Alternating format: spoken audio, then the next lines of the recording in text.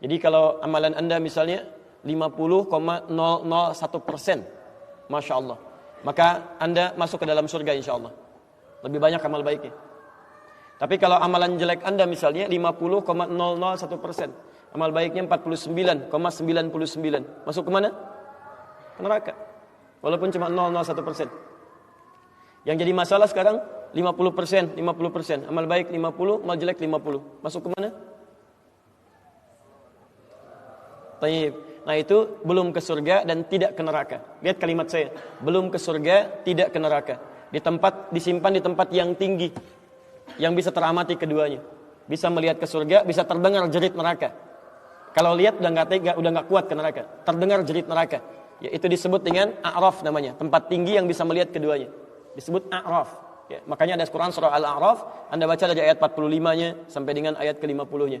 Ada ashabul A'raf yang belum ke surga dan sangat ketakutan mendengar jerit-jerit neraka sehingga ingin mengharapkan rahmat Allah Subhanahu wa taala. Dia akan ditempatkan di situ di tengah-tengah nanti sampai selesai hisab. Begitu selesai hisab, dia memohon rahmat Allah, diberikan rahmat Allah, baru kemudian dimasukkan ke dalam surga. Kalau hisabnya misalnya berlangsung selama sehari, maka 1000 tahun dia nunggu di situ. Tayyib. Hatta idza khalasal mu'minuna minan nar. Sampai ketika orang-orang beriman itu ya, mulai diselesaikan dari urusan nerakanya. Tayyib, sudah mulai masuk ke dalam surga. Ini sudah selesai, mau masuk ke dalam neraka. Dan dimasukkan, masuk semuanya. Apa yang terjadi? Ma minkum min ahadin bi ashaddi munashadatan lillahi fi istiqsa'il haqqi li ikhwanihi tayyib minal mu'minin lillahi minal mu'minin. Anda tidak akan temukan pada saat itu situasi saat orang-orang beriman akan masuk ke dalam surganya.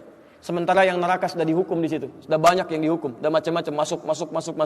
Ini sudah mulai mau selesai, tiba-tiba ada orang-orang yang mengadu kepada Allah Subhanahu wa taala, memohon dengan sangat. Nabi katakan, Anda tidak akan pernah temukan orang yang paling banyak kuat permohonannya kepada Allah, memelas dengan tulus. Asyaddu munasyadatan. Munasyadah itu sesuatu yang dimohonkan dengan sangat. Ya Allah, mohon ya Allah. Mohon ya Allah. Fawalladzi nafsi biyadi. Sampai Nabi berkata, maka demi Allah yang jiwaku ada di tangannya. Ini Nabi bersumpah dengan jiwanya. Tidak pernah ada kalimat dalam hadis, ya, kalimat seperti ini kecuali menunjukkan itu sangat serius. Ingat, sangat serius. Dan ada sesuatu yang penting di dalamnya. Nabi serius menyampaikan ini. Kita jangan anggap bercanda gitu kan. Falladzi nafsi biyadi. Maka demi jiwaku yang ada di tangan Allah Subhanahu wa taala, yang bisa diwafatkan kapan saja. Lihat kalimatnya. Fayaqulu, maka mereka berkata, fayaqulu, maka mereka berkata, ya Rabbuna, wahai Rabb kamu, wahai Rabb kami yang tengah merawat kami di dunia, memberikan kecukupan, memaafkan kami, mengampuni kami dan memberikan nikmat surga sekarang. Wa ya Rabbuna, wahai Rabb kami, hum ashabuna. Mereka ada di antara teman-teman kami. Dalam kalimat yang lebih kuat, kalimat yang menggunakan ikhwan, kata ikhwan, hum ikhwanuna. Hum ikhwanuna. Mereka saudara-saudara kami ya Allah. Hum yasumuna ma'ana. Ada orang-orang yang berpuasa bersama kami saat di dunia. Yusalluna ma'ana, kanu yusalluna ma'ana. Mereka salat bersama kami saat di dunia. Jadi tiba-tiba ada sekelompok ikhwan yang datang kepada Allah, yang kehilangan saudaranya. Kok enggak ada di surga gitu kan? Ketika dia mau berangkat. Padahal dulu punya cita-cita yang sama dan sebagainya, tapi karena bekalnya tidak cukup, sebagian ada yang masuk ke dalam neraka. Tiba-tiba mengatakan kepada Allah dengan permohonan yang sangat, ya Allah, saya kehilangan saudara saya. Ya Allah, saya kehilangan saudara saya. Ya Allah, dulu kami puasa sama-sama. Ya Allah, dulu kami sholat sama-sama. Ya Allah, dulu kami ibadah sama-sama. Ya Rabb, kami tidak temukan dia di sini. Ya Allah, mohon terus, mohon. Sampai ketika puncak pada permohonannya, tiba-tiba Allah berfirman, akhriju man araftum. Hei para malaikat, keluarkan orang yang dikenali oleh orang-orang ini, yang disebutkan tadi. Keluarkan mereka dari neraka. Tiba-tiba dikeluarkan. Bertemulah orang-orang ini dengan temannya. Sampai Allah kemudian dengan rahmatnya katakan lagi, akhriju man kana fi qalbihi mithqala dzarratin minal iman. Keluarkan sampai yang ada titik terkecil iman dalam hatinya, keluarkan dari neraka. Bahkan hadis ini ada di Al-Bukhari nanti, ya ada di Al-Bukhari nomor hadis ke-14, posisi paling kiri sebelah bawah, ya, tayyib.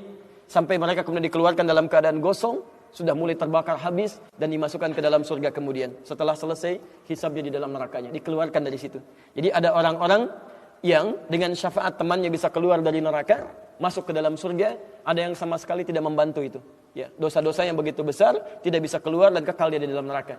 Walaupun dia merasa beriman kepada Allah, tapi digugurkan keimanannya dengan ibadah-ibadah yang melanggar ketentuan Allah, seperti syirik dan sebagainya.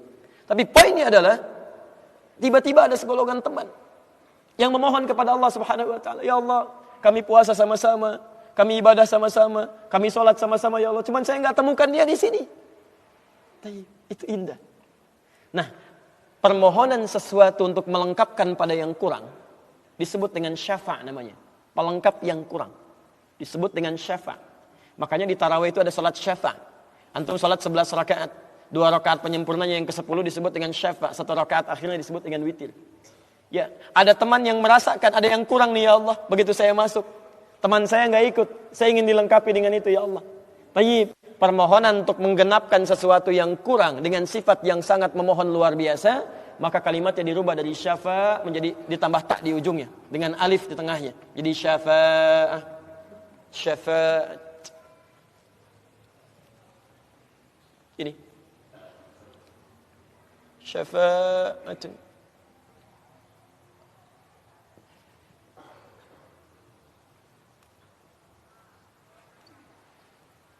Permohonan untuk mendapatkan kelengkapan nikmat. Permohonan untuk mendapatkan kelengkapan nikmat yang belum didapatkan. Tayyib. Saya mau akhiri ya, karena ini sebenarnya tidak banyak bahasannya. Siapa orang-orang ini? Itu yang disebut dengan ikhwan. Makanya ketika ayat Qur'annya mengatakan wa kuntum ala syafa hufratin minan nari fa anqadhakum minha. Dan kalian sudah ada bahkan yang sudah mau di bibir neraka itu. Karena ketika diangkat itu oleh Allah Subhanahu wa taala dengan perintahnya, ya diperintahkan oleh Allah. Tayyib, dalam bahasa hadisnya ada yang diangkat baru neraka itu masuk ke kakinya sampai ke betisnya.